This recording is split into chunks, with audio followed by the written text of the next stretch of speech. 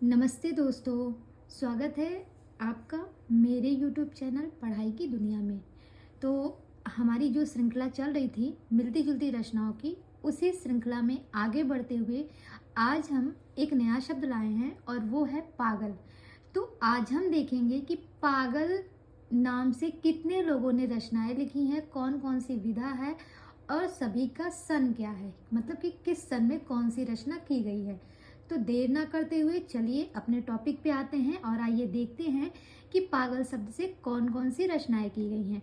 तो सबसे पहले आता है एक शब्द है, वो है पगली। तो पगली नाम से लिखा गया है निबंध, जो कि वियोगी हरि ने लिखा है। आगे बात करें तो अगली रचना है पगली घंटी।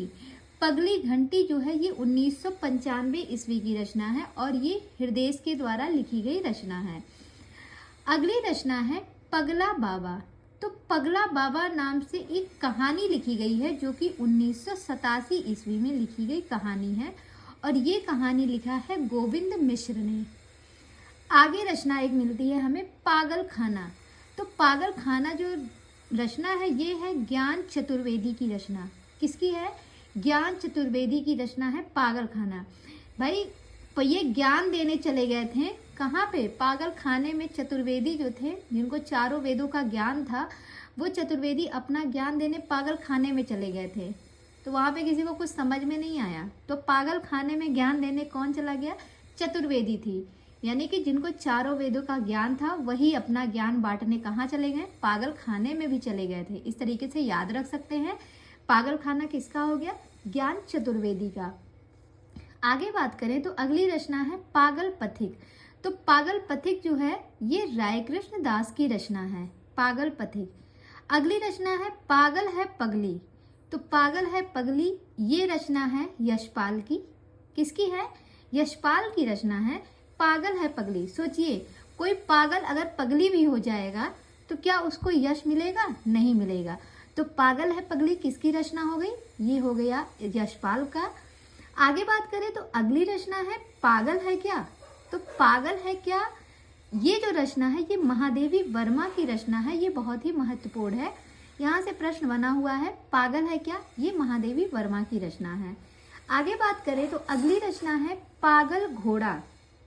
पागल घोड़ा नाम से एक नाटक लिखा गया है और ये नाटक जो है 1988 ईस्वी में लिखा गया नाटक है, जो कि नंद किशोर ने लिखा है। नंद किशोर ने एक नाटक लिखा था, उसका नाम था पागल घर, और ये रचना उन्होंने 1988 ईस्वी में की थी। आगे है पागल घोड़ा। पागल घोड़ा नाम से एक रचना लिखी थी बादल सरकार ने। लेकिन इसमें एक महत्वपूर्ण बात ये बनती है कि जो पागल घोड़ा रचना है ये बादल सरकार का है। इस पागल घोड़ा रचना का प्रतिभा अग्रवाल ने जो है नाट्य अनुवाद किया था। ठीक है, तो ये प्रश्न दो तरीके से पूछ सकता है कि पागल घोड़ा का नाट्य अनुवाद किसने किया था, तो वो किया था प्रतिभा अग्रवाल ने। और अगर पूछे कि पागल घोड़ा जो है इसके मूल नाटककार कौन है, तो ये है बादल सरकार। आगे अगर बात करें तो अगली रचना है पगला। तो पगला जो रचना है ये है राय कृष्ण दास की, और ऐसी ही राय कृष्ण दास की एक रचना हमने ऊपर पढ़ी है, वो है पागल पथिक। ये भी राय कृष्ण दास की है। तो दोनों रचनाओं को ध्यान रखिएगा, पागल पथिक राय कृष्ण दास, पगला राय कृष्ण दास, ये दोनों जो है राय कृष्ण दास की रचना है।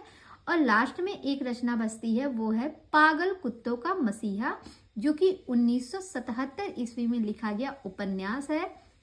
ये है सर्वेश्वर दयाल सक्सेना की रचना। विधा क्या है? उपन्यास है। लिखा कब गया? 1977 में।